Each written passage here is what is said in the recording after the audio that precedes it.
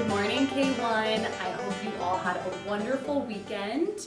We're going to go ahead and get started with our morning meeting, and then we'll dive into our lesson. So we're going to start with our morning message for today. Good morning, Kinder Crew.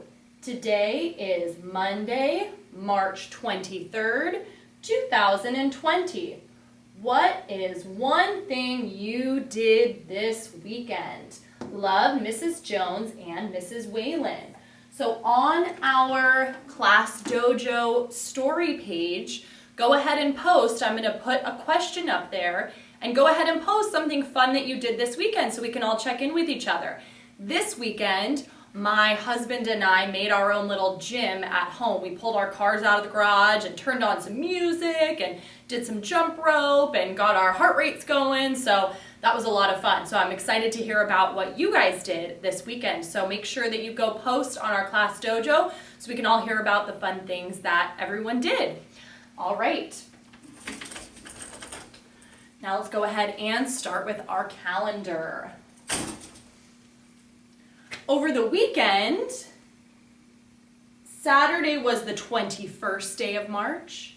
Sunday was the 22nd day of March. So today is the 23rd day of March.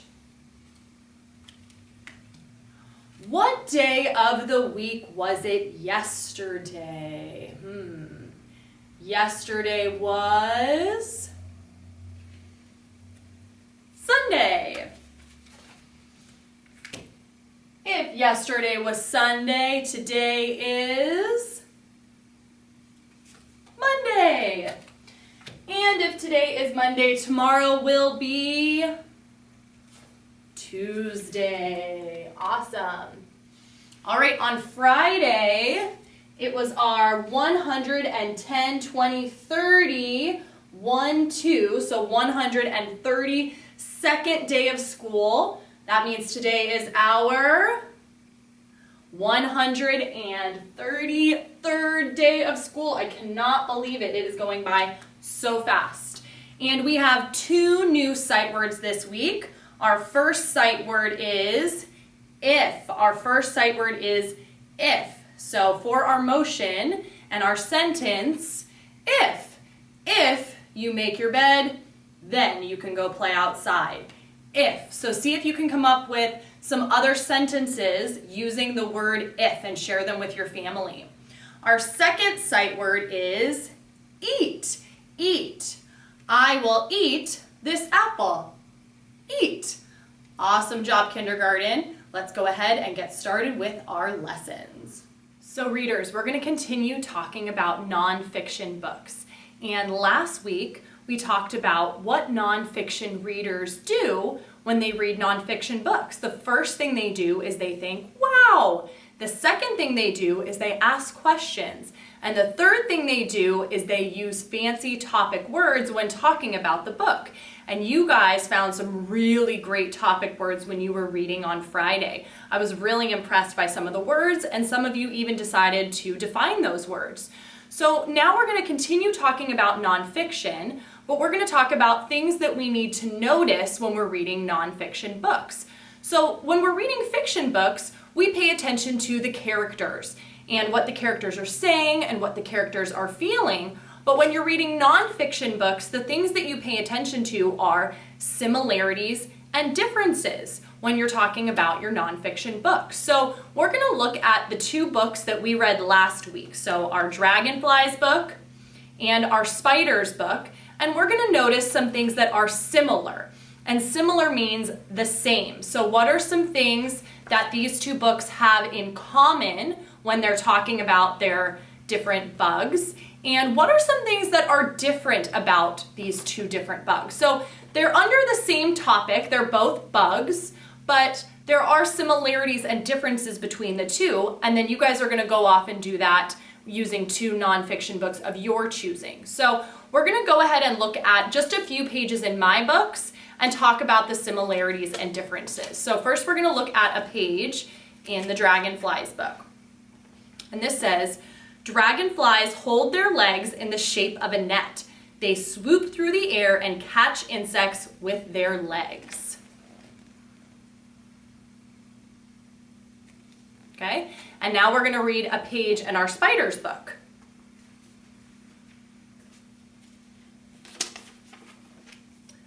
Garden spiders spin sticky silk webs. When an insect gets trapped, the spider wraps it in more silk. Then the spider eats it.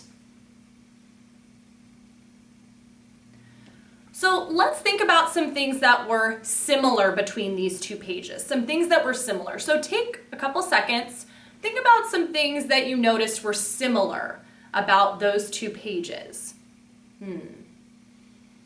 Well, one thing that I noticed on both pages is that, and if you look at the pictures too, you can tell, both of these different bugs eat other insects. So they both talk about that they eat insects. The second thing that I noticed that's similar is they both catch their prey. Okay, they both catch their prey. So they eat insects and they catch the insects that they need to eat. But there were some differences in how they do that.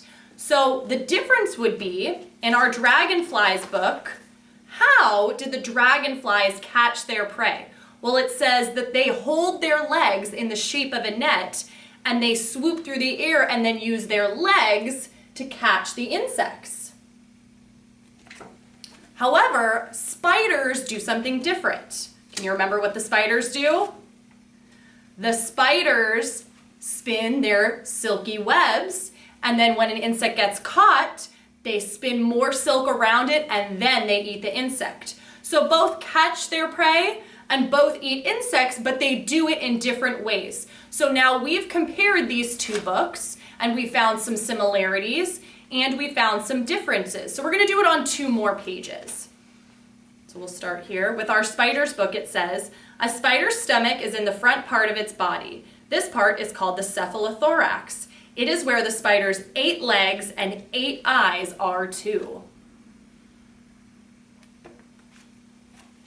And in our dragonflies book, dragonflies have 2 big eyes. They can see a small bug across a yard.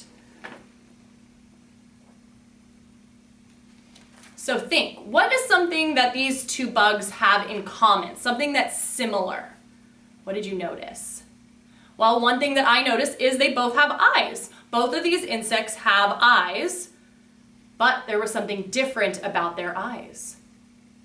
The dragonflies have how many eyes? They have 2 eyes, and the spiders have, how many? Do you remember? The spiders, and let's see if I can show you the picture of it. They have 8 eyes, and maybe if you can see on the front of this, it doesn't show all of them, but they have more eyes than the dragonfly does. So again, they both have eyes, but spiders have 8, and dragonflies only have 2, and that's the difference. So the reason that we do this, once we've identified the similarities and differences, we can take our thinking even further by thinking, well, why? Why are they similar, or why do they have these differences? So for example, with the dragonflies, why do they catch other insects the way that they do? Why don't they do it the way that the spiders do? Well, dragonflies have wings. So dragonflies can fly through the air and swoop up the insects, but the spiders don't. So they have to find a different way to do it. So when we figure out these similarities and differences, we can then take our thinking even farther to think about, well, why do they have these differences? Why do they do things differently? And that can help us continue to think about our different topics and how we're going to talk about our nonfiction books. So what you guys are going to do is you're going to pick 2 nonfiction books. You can either choose one you have at home, or you can look on Epic, but they need to be the same topic. So for example, these were both bugs or different insects. So try to pick one that's within the same topic. So dogs, cats, dinosaurs, weather, something like that. So pick a topic and then find 2 nonfiction books. Again, Epic can really help you with that because you can type in a specific topic and it'll pull up all the books that are on that topic. And I want you to find 2 similarities and 2 differences. If you can find more, great, you can write those down. 2 similarities, things they have in common, and 2 differences that you noticed. Writers, last week you brainstorm some topics for your nonfiction writing, because remember, nonfiction writing teaches someone about something. So you brainstorm topics that you know a lot about, and today you are going to be coming up with facts for the one topic that you chose. So all of you submitted your nonfiction web that has your topic in the middle that you're going to focus on.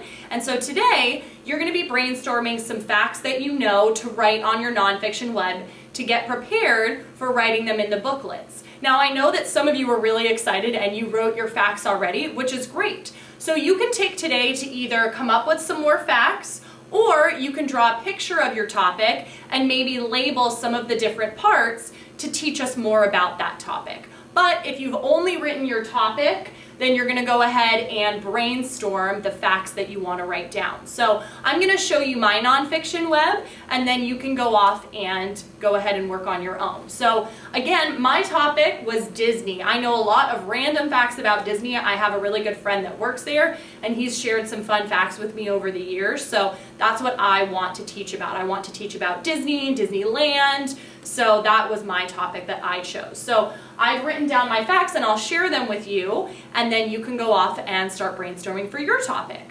So the first fact that I wrote down is that Disney was founded in 1923. So that's what I wrote here for fact number 1. The second thing I know is that there are 5 Disney parks. I've only gone to 2, but I'm hoping that I can go to the rest in my lifetime. So fingers crossed. So that's my fact number 2. My third fact is that Mickey Mouse was actually not the first character that Walt Disney created. It was actually Oswald the Rabbit, which I thought was a really fun fact when I learned about it.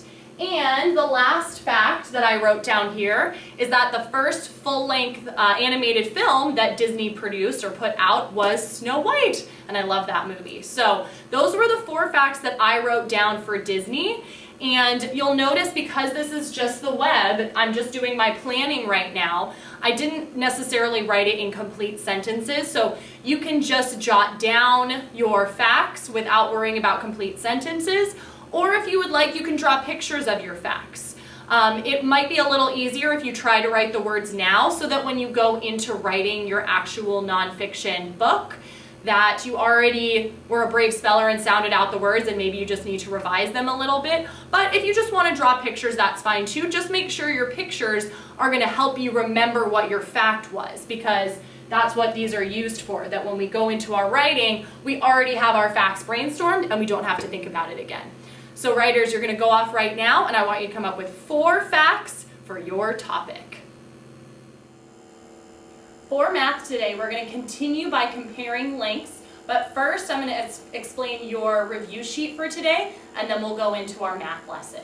So our review is for 12-4, the Daily Common Core Review, and for number 1, you are going to decide what number comes next. So we're looking at the sequence of numbers. So we have 6, 7, 8, and I know you all know what number comes next, so you're going to choose that number. And down here for number 2, you are going to choose which picture shows 2 less. Which picture shows 2 less? So remember, you're going to look up here at the picture that they've given you, and you can use this picture, okay, and you can cross some things out to help you figure out which picture down here shows 2 less. So think about how many you're going to need to get rid of to show 2 less down here, okay? So that's what you're going to do for number 2. And then let's go ahead and look at our lesson. So for your math lesson today, you're going to be comparing lengths of different pieces of string and deciding which one is shortest and which one is longest, and then you're going to be putting them in order. So number 1 is going to be the shortest, and number 4 is going to be the longest piece of string that you see. So I'm going to show you this by using my cube trains, and I have the numbers over here, and I'm going to go ahead and put them in order from shortest to longest.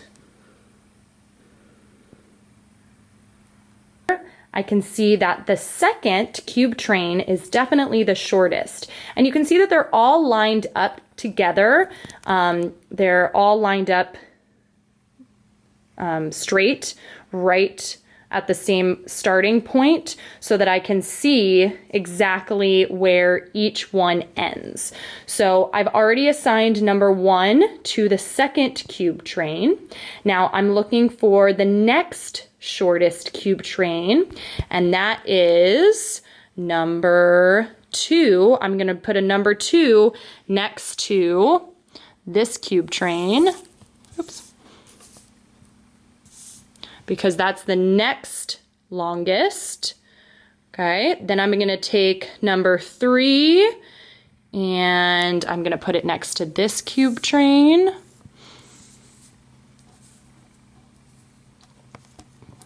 And then that leaves 1 cube train left, which is our longest cube train. So I'm gonna put number 4 next to that cube train. So now I've ordered them from shortest to longest, and that's exactly what you're going to be doing in your lesson today. So next to the shortest piece of string, you're going to put a number 1, and then you're going to keep numbering them as you go up to your longest piece of string.